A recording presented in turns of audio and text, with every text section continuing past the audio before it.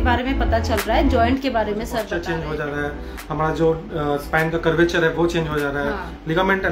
Laxity हो जा रहा है, रिलैक्स हो जा रहे हैं लिगामेंट्स। ठीक है, ये सब कुछ जो है हमारे स्पाइन पे काफी ज्यादा प्रेशर पड़ता है, लोअर बैक स्पाइन पे, तो उसके वजह से लो बैक पेन, बैक एक,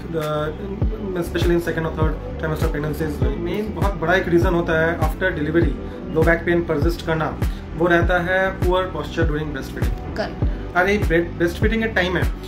যেই পশ্চার ঠিক করে মেনটেন না করা, even after delivery, after few days, after few weeks as per permission exercises শুরু না করা, এগুলো কিন্তু আফটার প্রেগনেন্সি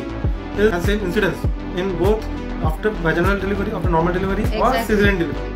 কুচের মতন very very very small, very পাতলা নিডল একটা আমরা যাই, এই স্পেসে আমরা ঢুকলাম, এই স্পেসে ঢুকে কিছুক্ষণ পরে আমরা কিন্তু স্পাইনাল কানালটা পেয়ে যাচ্ছি, আর সেখানেই আমরা একদম লো ভলিউম ওষুধ দিয়ে আমরা জাস্ট ওখানে ওষুধ দিলে তাহলে আপনার যে এফেক্টটা চলে আসে তারপর আপনার হয়ে যায়। এখানে কিন্তু আমরা কোনো জায়গায় কোনো মাসল আমরা টাচ করছি না, ঠিক আছে, কোনো জায়গায় কোনো ডিস্ক আমরা টাচ করছি না, কোনো রকম বোন টাচ হচ্ছে না, কোনো রকম আমরা নার্ভ অব্দি যাচ্ছি না। ট্রমা হওয়ার chance with this needle is